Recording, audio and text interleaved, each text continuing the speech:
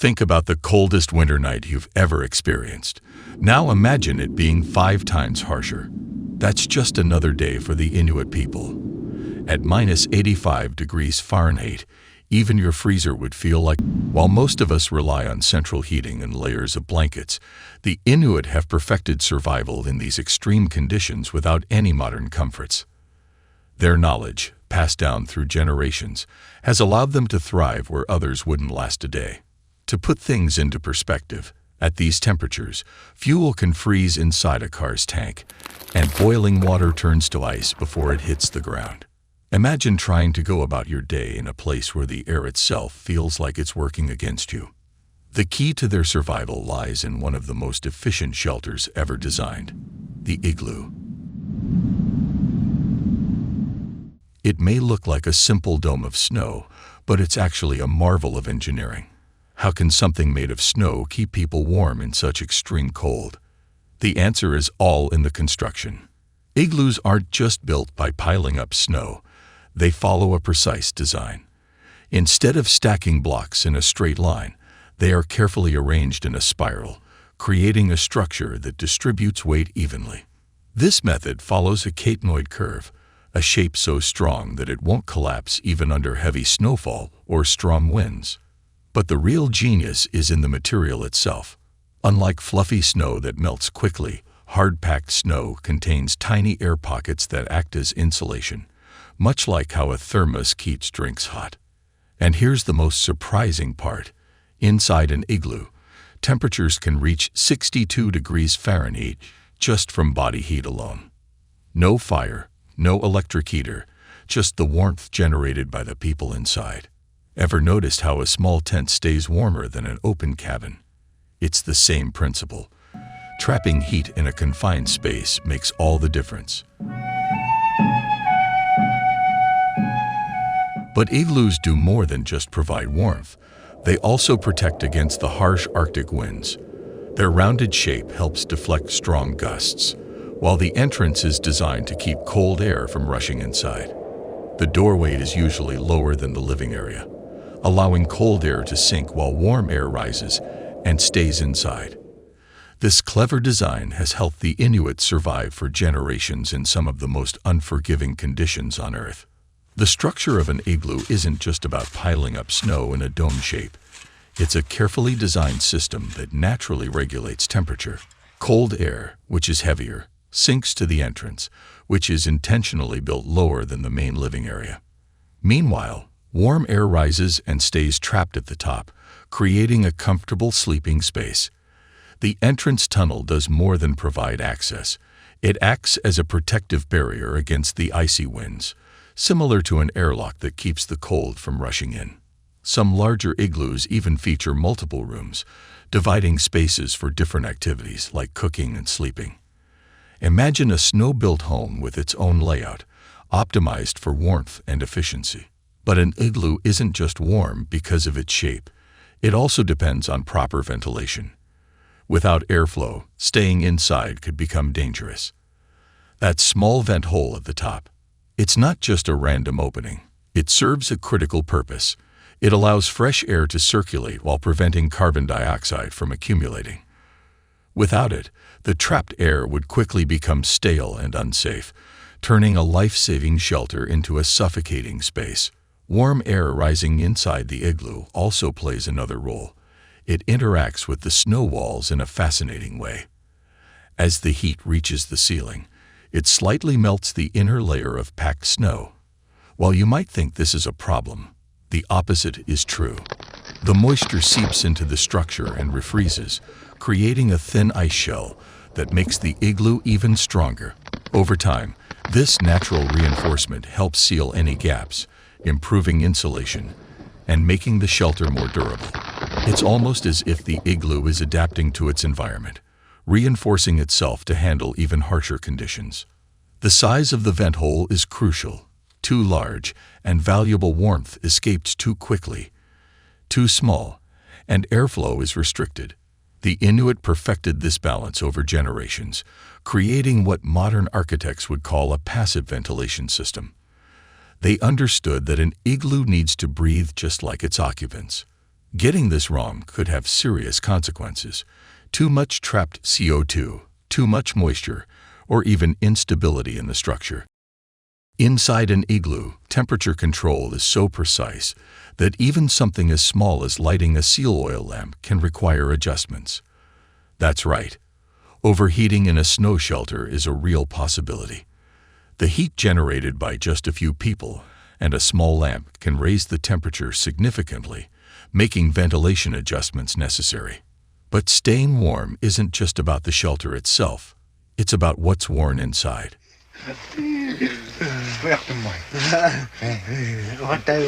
Inuit sleepwear is more than just layers. It's a finely tuned system of insulation.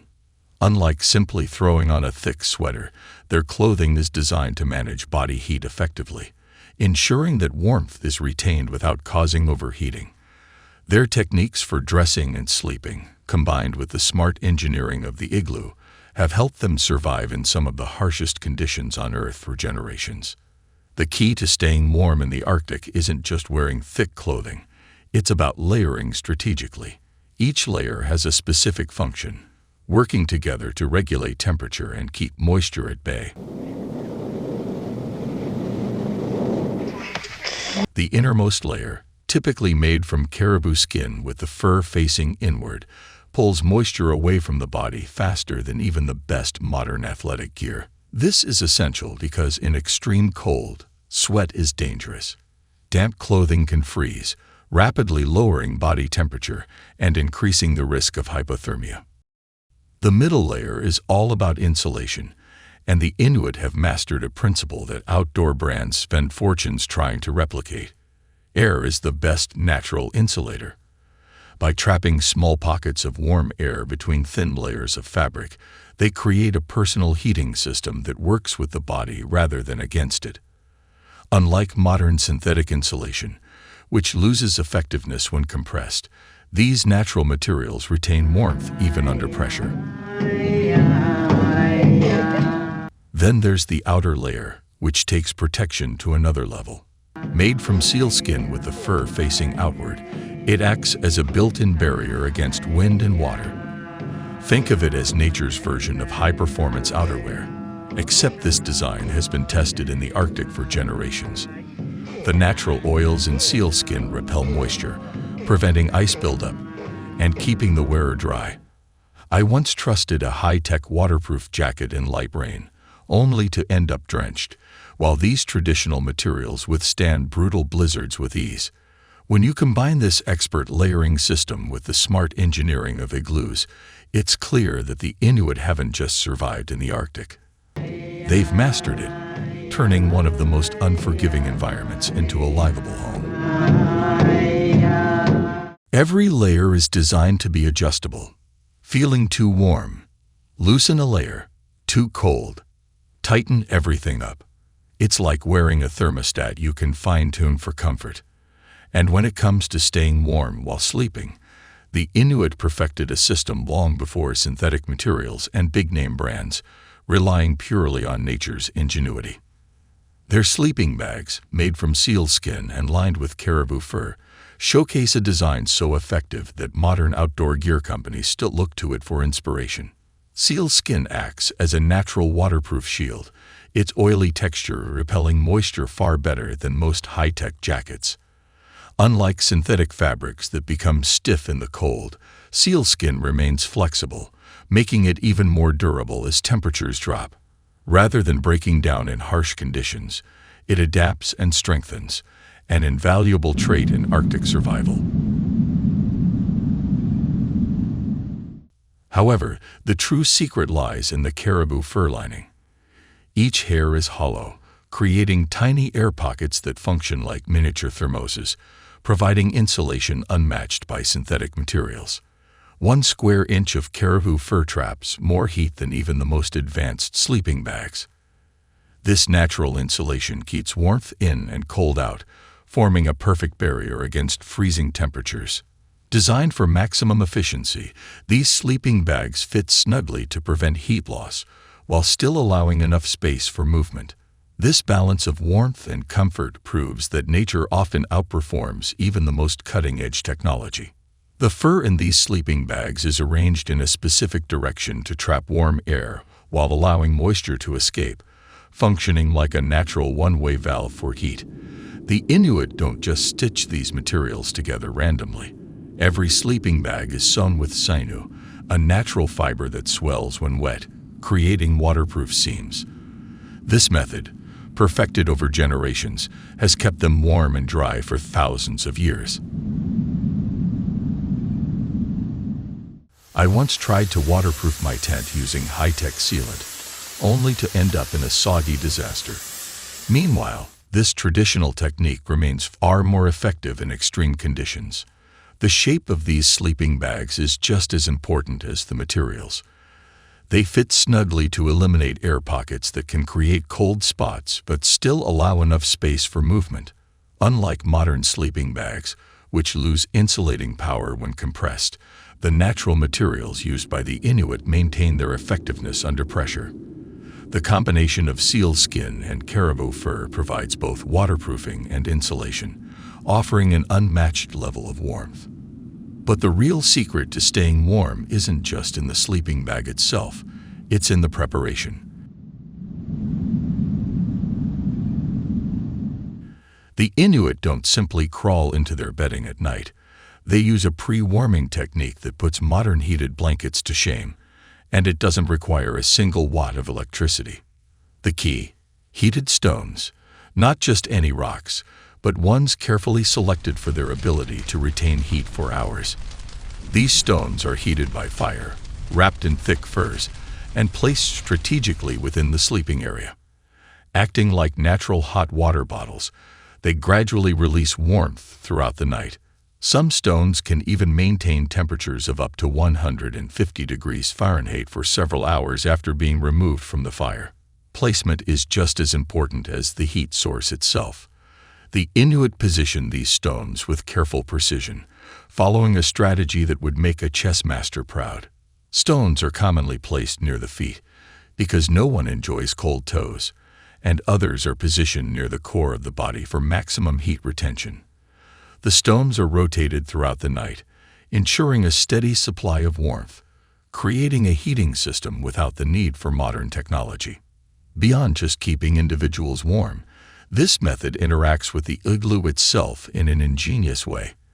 As the stones release their heat, they cause a thin layer of meltwater to form, which then refreezes into ice, rather than being a problem. This process strengthens the igloo's insulation, sealing in warmth more effectively. It's like the stones are reinforcing the structure while also keeping its inhabitants warm.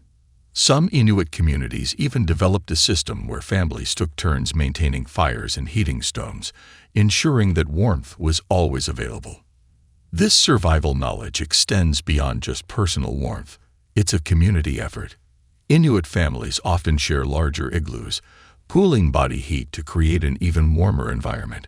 With strategically raised sleeping platforms, optimized insulation, and shared resources, a well-built communal igloo can be over 50 degrees Fahrenheit warmer inside than the brutal cold outside. Through generations of adaptation, the Inuit have turned one of the harshest environments on Earth into a livable space where warmth isn't just possible, it's expertly engineered. It's like borrowing a warm jacket from a neighbor instead of a cup of sugar, except in this case, what you're sharing could mean the difference between staying warm and freezing. But heated stones aren't the only source of warmth inside an igloo. There's another reliable heat source that doesn't require fire, fuel, or even effort: the human body. Believe it or not, the average person generates as much heat as a small space heater. That means every person inside an igloo acts as a natural radiator, turning a shelter made of snow into a surprisingly warm and livable space. The Inuit didn't just rely on body heat by accident. They perfected ways to make it as efficient as possible.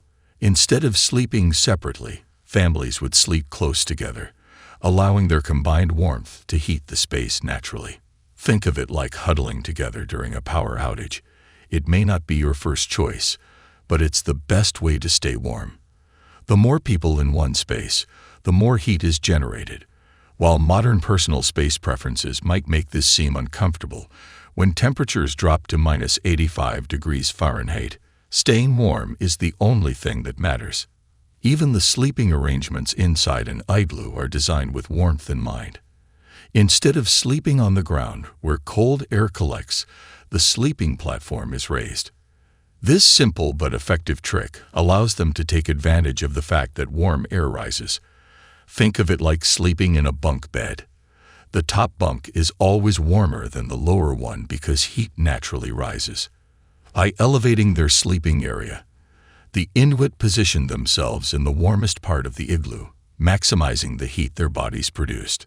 This shared heat method is so effective that a small family can raise the temperature inside their igloo by as much as 42 degrees Fahrenheit. That's the difference between unbearable cold and a relatively comfortable night's sleep. It's essentially like having a built-in heater, except this one never runs out of power and doesn't need to be plugged in. Unlike modern heating systems that break down at the worst times, this method works as long as people are present.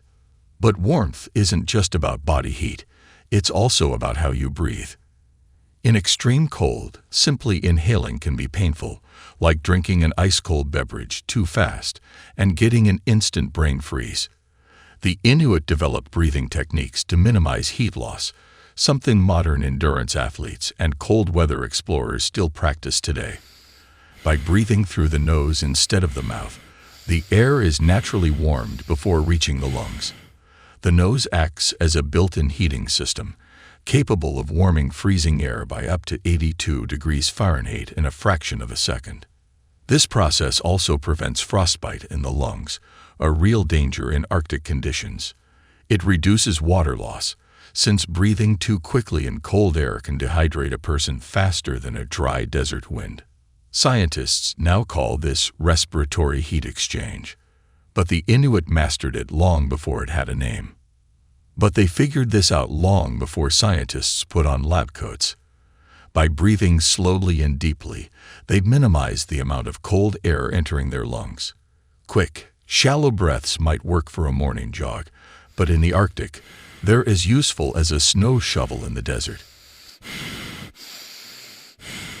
Some Inuit even developed a technique of breathing into their fur clothing, creating a pocket of warm, humid air that helps pre-warm each breath. It's like having a built-in air heater wrapped around their face. Even more fascinating, the moisture from their breath gets trapped in the fur, freezes, and forms an extra insulating layer. Talk about turning a problem into an advantage. It's the Arctic version of reinforcing walls with ice. But breathing isn't just about warmth, it's about efficiency. The Inuit adjust their breathing patterns based on activity levels. When moving, they breathe more rapidly but shallowly to prevent overheating. When resting or sleeping, they slow their breathing to conserve warmth and energy.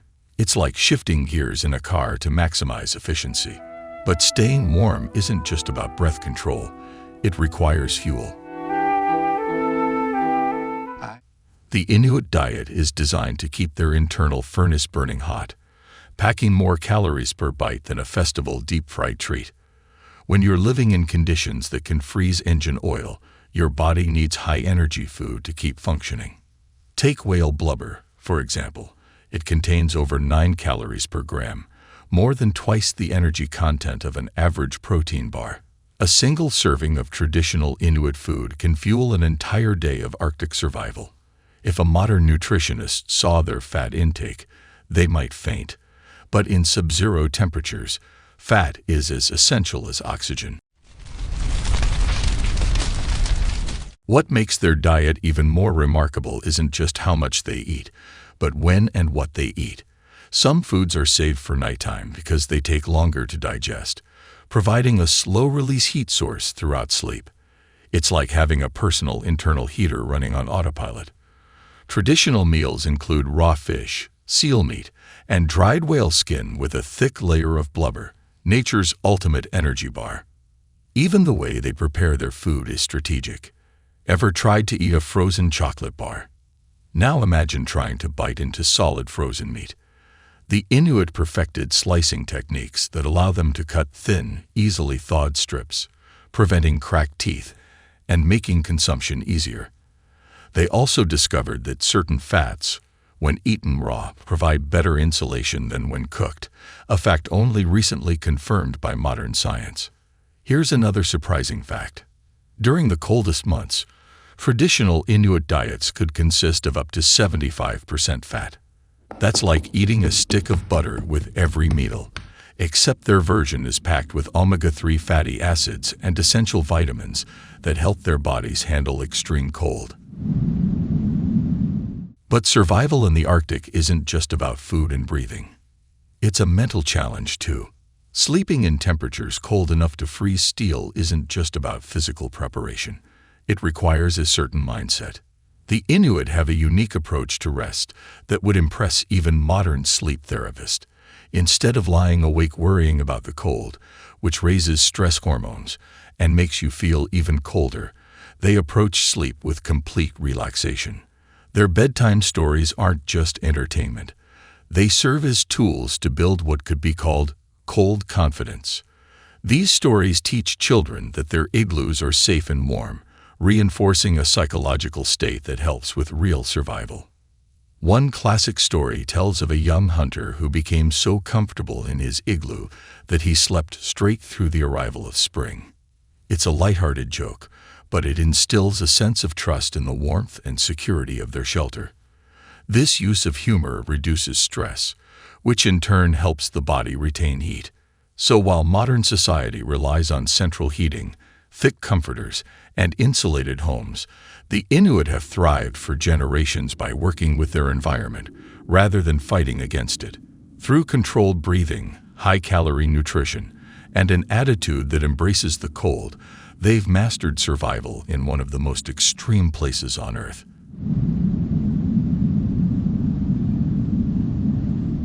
It's proof that sometimes the best solutions are the ones that have stood the test of time. The Inuit also practice what modern science calls thermal meditation, a mental technique that reduces shivering and conserves energy during sleep. Instead of focusing on the freezing air outside, they train their minds to concentrate on the warmth their bodies generate, creating an internal thermostat. This practice helps lower heart rate and metabolism by up to 10%, reducing oxygen needs and preventing unnecessary heat loss. In the Arctic, where every bit of warmth matters, mastering the mind is just as important as physical survival skills. But survival in such harsh conditions isn't just an individual effort. It's built on teamwork. When temperatures drop to life-threatening lows, Inuit communities function like coordinated survival networks. Families sleep together in shared igloos, forming thermal clusters that naturally trap and amplify warmth.